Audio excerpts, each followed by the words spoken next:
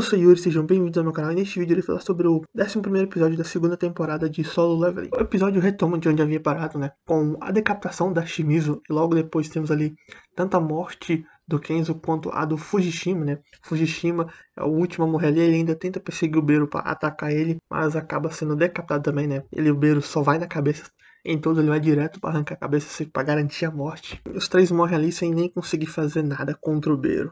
Aí dentro do ninho temos ali o grupo da Coreia, né, avançando em direção à Câmara da Rainha. E as formigas vão ficando cada vez mais fortes, com base eles vão avançando. As formigas ali já estavam no nível de um ranking S. Porém, como as formigas não sabem utilizar táticas de combate, né, não tem estratégias, elas usam movimentos mais simples, brutos, né, vão só na questão de força e não de inteligência estratégica. Aí os caçadores têm essa vantagem, né, como eles sabem utilizar táticas, eles conseguem eliminar as formigas, que em termos de força estão parelhas com eles. Eles limpam ali aquela região com as formigas, né? E o Byung-gun, né? Ele vai passando ali uma certa confiança por demais. Fala, não, enquanto eu estiver aqui vai ficar tudo bem, porque ele tá curando todo mundo, ele dá o suporte ali pra todo mundo. Então, tipo assim, enquanto eu estiver aqui, vocês vão estar de boa. E o Baek fica até meio surpreso, né? Pô, você não tinha medo de lutar, você tá lutando muito bem pra quem tinha medo de lutar e tudo mais, né? Vão conversando ali, né? O Byung-gun meio que provocando o Baek, fala que mesmo quando você elimina a cabeça das formigas, elas ainda conseguem se mexer. Fala pra ele eliminar as pernas, né? Pelo menos é o que tá na tradução. Apesar que o Baek faz é pisar mais forte na cabeça da formiga ali depois. Então ficou meio confuso. Ele falou pra tu arrancar as pernas e tu termina de esmagar a cabeça das formigas ali, né?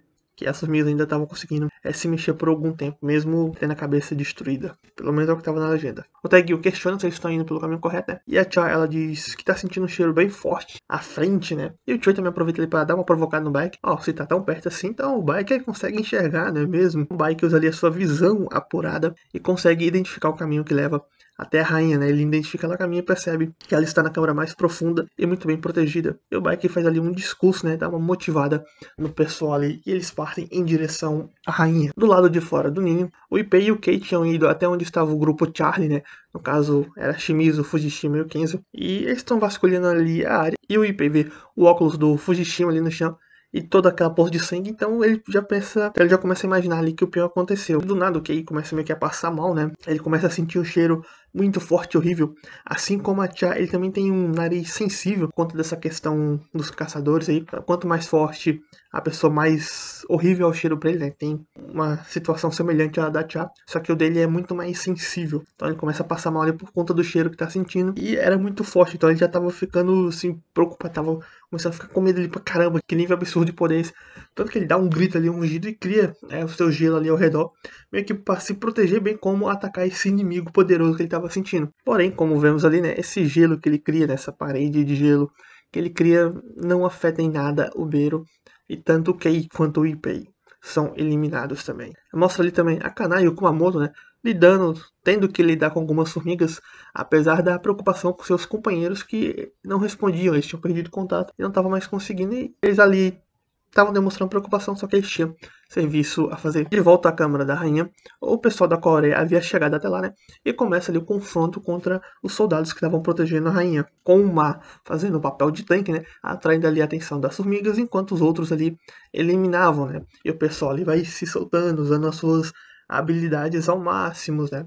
O Choi usando ali o seu fogo ao máximo, né? Falando, não, hoje se eu voltar para casa com energia vai ser um desperdício. Hoje eu vou dar tudo de mim, vou usar minhas habilidades ao máximo.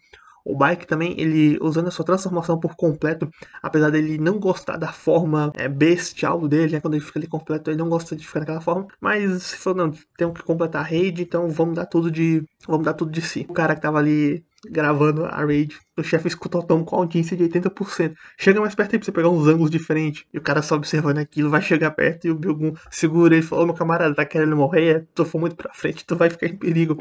Fica atrás de mim. Ele tem que ficar lá atrás, né? Se ele chegasse mais perto, ele poderia atrapalhar os outros e se põe em perigo ainda. Transmissão ali passando pra todo o país, né? E eles conseguem eliminar toda a guarda da rainha, restando apenas a rainha, né?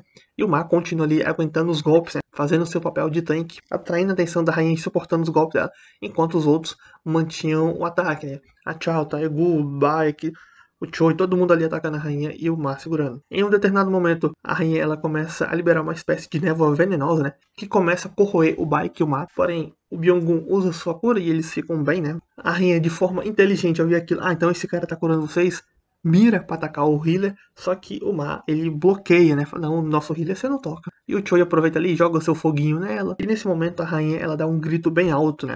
O Baek vendo aquele grito, a princípio ele pensa, será que foi o grito de morte? Fala, não, não é grito de morte, é alguma outra coisa. E a rainha, após dar esse grito, ela tenta se retirar, mas tanto o Choi quanto o Taegyu atacam ela, não permitindo que ela se retire. E a rainha tenta atacar de volta, mas o Ma e o Baek seguram ela e a Tia dá o golpe final ali, decapitando a rainha. E aí, o pessoal que tava assistindo a transmissão fica em êxtase, piruetas de alegria, vai, ganhamos, caralho, ganhamos, finalmente, acabou tudo e todo parecia que ganhou uma Copa do Mundo, os caras tudo felizes lá.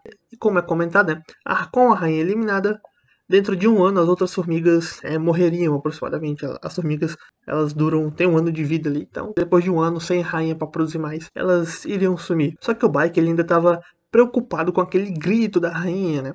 Só que o Byogun fala pra ele não pensar nisso, que eles derrotaram a rainha, vingaram seu amigo, então era comemorar ali, né? Começar a comemorar ali, ficar de boa, ficar feliz, pois o objetivo foi cumprido. Do lado de fora, né?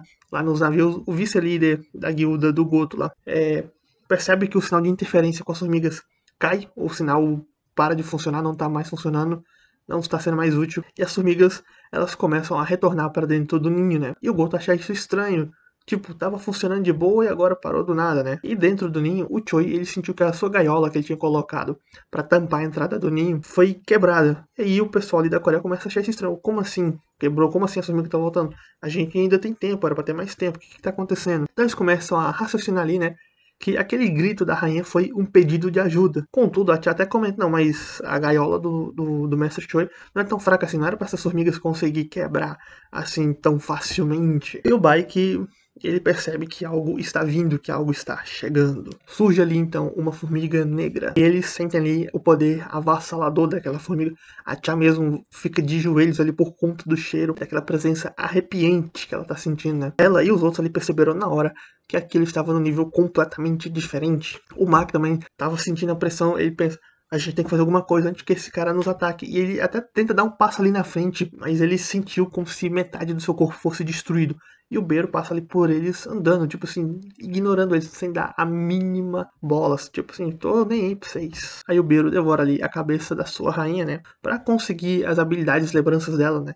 O Beiro tem essa capacidade. Aquilo que ele devora, ele consegue adquirir as habilidades e lembranças também do ser consumido. Tanto que após consumir a sua rainha e dar aquele grito, o Beiro, ele ataca primeiro quem? A Cha, pois foi ela que deu o golpe final, por isso que ele vai direto nela, porque foi ela que deu o golpe final na sua rainha, né? E os caras ali, eles nem perceberam, né? Quando eles foi ver, a Cha já tinham voado e se chocado com a parede. O Ma percebe o Beiro atrás dele e fica gigante para atacar ele, só que o Beiro com um simples soco destrói aquele escudo do Ma, que é um escudo bem resistente e poderoso, bem como o próprio braço do Ma, que tava com armadura. Então, assim, um golpe foi escudo e braço junto. E depois, com o Ma tentando atacar com outro braço tava com a lança, o Beiro simplesmente pega o braço e arranca dali, né? Como se não fosse nada. E fica lá o Ma sem os dois braços jorrando sangue, né? O Baek e o Choi também recebem um golpe ali, cara, e vão direto pro chão, né? Os caras não conseguem fazer nada. Quando o Baek tenta fazer alguma coisa, já foi golpeado. O Choi foi armar o foguinho dele. O cara só meteu-lhe a mão ali, arrancou sangue do Choi também. O Taegyu tenta tirar uma flecha, mas o Beiro segura a flecha numa tranquilidade, tipo,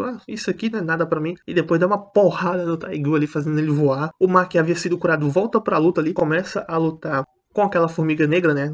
Vai ter o nome de Beiro mais pra frente. O Byogun tava usando a sua habilidade de camuflagem para ficar escondido enquanto curava ali seus colegas, né?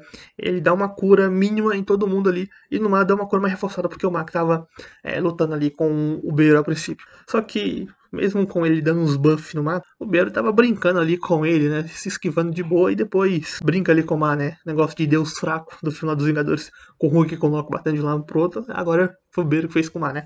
Pra lá e pra cá, pra lá e pra cá, batendo. O Ma vai a nocaute. E mesmo com a camuflagem ali, o Beiro ele consegue perceber onde estava o Byogun e atravessa o seu braço no corpo do Byogun, que olha ali pro Baek, né, pro seu amigo, e manda ele fugir dali. E depois disso, o Beiro simplesmente, com uma mordida, devora a cabeça do Byogun. E o Baek vendo ali seu amigo morrer sem poder fazer nada, no impulso de raiva tenta partir para cima. Só que o Beiro joga o corpo do Byogun nele e depois vai e segura o bike pelo pescoço, né? Que até perde a sua transformação, volta ao normal. E o Beru começa ali a repetir as últimas palavras do Byogun. Então o Beru começa a falar ali com eles, né? Vocês são fracos, vocês mataram minha rainha e tudo mais, né? Vai falando ali, e matar só os soldados de vocês não vai ser suficiente. Eu também quero matar seu rei, então assim, onde tá seu rei, né? O Beru pergunta onde tá o rei. No caso, ele quer saber onde está aquele mais forte, onde está o mais forte. Eu quero saber onde tá o rei de vocês. Vocês mataram minha rainha, então agora eu vou matar o rei de vocês também, né? Devolver na mesma moeda. E o Beru, ele sente alguém forte lá fora. E ele solta ali o bike e vai em busca do rei. Então o bike fica ali pensando por um momento, será que ele tá indo atrás do Goto? Rei, alguém forte. Deve ser o Goto. Só que ele fala que quer saber, temos que sair daqui rápido antes que aquele bicho volte. O Ike já sabendo que tem que se mobilizar para sair dali, mas as outras formigas já haviam retornado para aquele local. Então agora eles estavam fracos, enfraquecidos, feridos, sem o healer e com um bando de formigas chegando. Do lado de fora, o time Alpha, né, no caso o Goto, o Hoshino e a Mary Ishida, estavam indo investigar porque não estavam tendo retorno de seus companheiros, né? O Goto até pergunta pro time Bravo, no caso a Kanai e o Kumamoto, se tinham alguma notícia da Charlie e do Delta. Porém, como eles não tinham nenhuma notícia, o Goto fala que eles poderiam ir pro ponto de encontro, né? Após acabar a parte deles, né? Fala que o grupo Alpha já estava indo investigar porque estava sem sinal, né? Já estava indo para a região onde eles teoricamente estavam cuidando. O Goto chega ali ao local, né? E vê ali o corpo dos seus companheiros mortos. Nessa hora, o presidente da associação japonesa entra em contato ali com o Goto. Afinal, já havia passado a hora do Goto entrar em contato com o presidente, né, dando um relatório sobre como estava a missão e tudo mais. E o Goto fala ali que teve algumas baixas, mas o presidente estava meio que de boa, né? Desde que o Goto ainda estivesse vivo. O Goto estando vivo, algumas percas eram aceitáveis. Ele fala ali pro Goto que o pessoal da Coreia havia lidado com a rainha, contudo que o sinal de interferência parou de funcionar. E as formigas estavam voltando pro ninho, né? E questiona o Goto qual seria a chance de sobrevivência dos coreanos. Então o Goto analisa ali, né, como o Goto conhecia a força dos que estavam ali e como o Jinwoo não estava ali, o Goto diz que a chance é zero, eles não têm chance de sobreviver. Se o Jinwoo tivesse lá, o Goto provavelmente diria que eles teriam altas chances de sobrevivência, mas como o Jinwoo não estava e ele tinha visto a força deles, então ele sabia que eles não teriam chance. E o presidente do Japão, né, o Matsumoto, viu aquilo como algo bom, né? Afinal, ele estava eliminando concorrência, enfraquecendo a Coreia. No caso, se a Coreia perdesse ali seus ranking S, ficaria enfraquecido, e o Japão, apesar das baixas, né, ainda teria o Goto ali, que seria bem forte, apesar que o Goto provavelmente não seria nomeado, não seria reconhecido como caçador de ranking nacional, né, pois seria meio que uma falha, afinal, muita gente morreu ali, mas de toda forma, eles iriam enfraquecer a Coreia. Então tava todo esquematizado ali, e o presidente da associação japonesa fala para eles se retirarem do local, que a segunda força de ataque que estava nos navios poderiam lidar com tudo aquilo e tudo mais. Afinal, eles têm uma justificativa ali. Ah, como os coreanos morreu, a gente resolveu se retirar, né? Porque ficou muito perigoso, mas tinha toda uma desculpa pronta ali. Manda o Goto e seu grupo ali recuar. Contudo, né, após a ligação terminar, e o Goto explicando ali para os seus companheiros que eles vão se retirar, o Beiro aparece ali, né, atacando, o Goto consegue se defender. Porém, a Mary, ela perde a cabeça, né, também. E o Goto manda o Hoshino sair dali para se encontrar com a equipe Bravo, né? Pois se o Hoshino ficasse ali, apenas iria atrapalhar o Goto, que estava sentindo a aura poderosa do seu inimigo, né? O Goto fica ali surpreso, né, ao ver uma formiga falar com ele. No caso, a formiga estava questionando se ele era o rei. Ele fica assim, rei? É, eu sou o rei. É, pode ser, sou o rei, sou o rei. Então o Beiro mostra mais ainda do seu poder mágico, né? Meio que consumindo ali o Goto numa escuridão completa. Ele já estava com um poder mágico elevado, então ele meio que consome tudo, meio que virando uma escuridão ali. E o Goto fica perplexo com aquilo e se recorda que sentiu algo similar antes, vindo do Jinwoo. E mostra-lhe a espada do Goto se quebrando. No caso, o Goto Ryuji morreu aqui também, né? Perdeu a cabecinha. E dentro do ninho das formigas, né? As formigas ali já estavam encurralando o pessoal da Coreia, né? Geral ferido, o Choi era o único que ainda estava conseguindo lutar de alguma forma, mas mesmo assim já estava ficando sem poder de fogo. Fora que ele não poderia exagerar muito nas chamas, pois ele poderia terminar com todo o oxigênio que tinha lá dentro, pessoal. Estava muito fundo já na caverna, e se ele usasse toda a sua chama de uma vez, podia acabar com o oxigênio lá dentro deles, bem como ficar sem poder para aquele tanto de formiga que estava indo. E quando parecia ser o fim deles, os soldados da sombra do Jinwoo aparecem ali e protegem eles, né? E aí o Bike fica se perguntando de onde veio aqueles soldados sombrios, né? Como assim, do nada apareceu quem são, de onde vieram. E mostra ali, né, o Jinwoo que estava no alto de um prédio, tranquilamente só observando. E o Joe só fala uma única palavra neste episódio ao aparecer: trocar. E assim termina este episódio de Solo Leveling. Então, como vimos aí, né, a raid estava indo tudo bem, tudo de boa, né? Por parte da Coreia ali, conseguiram avançar, conseguiram derrotar a rainha. A população em êxtase de alegria, Mas aí, né, aparece a Formiga Negra, aparece o Beruzão, detona os caras ali rapidamente. Isso porque é todo mundo ali ranking S. E o Beru esfregou o chão com eles. Inclusive com os japoneses que também não puderam fazer nada. Foram hit kill, tudinho ali, morte instantânea. Só o pessoal da Coreia que o Beru deu uma segurada ali, brincou um pouquinho mais. Com exceção do hit ali, que ele eliminou logo, né? Pra você ver o quanto que o Beru é inteligente. Ele fala, tem um curandeiro aqui, então esse é o primeiro a eliminar, né? Pra não dar brecha pro pessoal ficar se curando e voltando toda hora. Então o Beru é bastante inteligente também e vingativo, porque o primeiro a atacar ali foi a Tia, apesar dele não ter matado ela diretamente, mas deixou ela num estado bem grave. E aqui, né, como já deu pra perceber, os japa estão mais bonzinhos, né, deram uma suavizada neles, né, estão fazendo parecer que eles estão só se aproveitando, como tá dando ruim assim, bora sair, e é bom que já enfraquece a Coreia, mas no manhwa, quem vê, é todo um plano esquematizado ali desde o princípio. Eles queriam transformar o Goto num caçador de ranking nacional, fazer ele ser reconhecido como caçador de ranking nacional, bem como também enfraquecer o pessoal da Coreia. Aqui faz parecer que eles estão tentando se aproveitar da situação que estava ocorrendo, mas, né, sim, deram uma suavizada na maldade dos japas. Sim, um episódio bastante legal, as lutas bastante intensas, né, principalmente aqueles 4 minutinhos ali do Beiro limpando o chão com o pessoal da Coreia. Você imagina você assistindo a transmissão, tá tudo dando certo, matou a rainha, teoricamente o boss morreu, e do nada a transmissão é cortada, né, porque quando o Beiro aparece ele começa, os caçadores coreanos a sofrer uma baita perca, né, massacre, eles interrompem a transmissão. Lembrando que tinha um delay de 10 minutos. Então, tipo assim, os caras estavam, eita, vai dar merda, vamos cortar aqui, vamos. Então você imagina, você tá assistindo e do nada corta a transmissão. Você pensa que aconteceu alguma merda. Aconteceu alguma coisa ruim. Bom, enfim, esperar o próximo episódio, que, se eu não me engano, vai ser o último e vamos ter lá Joe, né? O Joe não apareceu nesse episódio, só apareceu no finalzinho e falou apenas uma única palavra, mas que eu tenho certeza que quem assistiu já ficou bem animado, né? E hypado pro próximo episódio, pensa, eita, é agora que o couro vai comer. Me digam o que acharam deste episódio, né? Se gostou do vídeo, dá o like, se não gostou, dá o dislike. Tchau e até a próxima.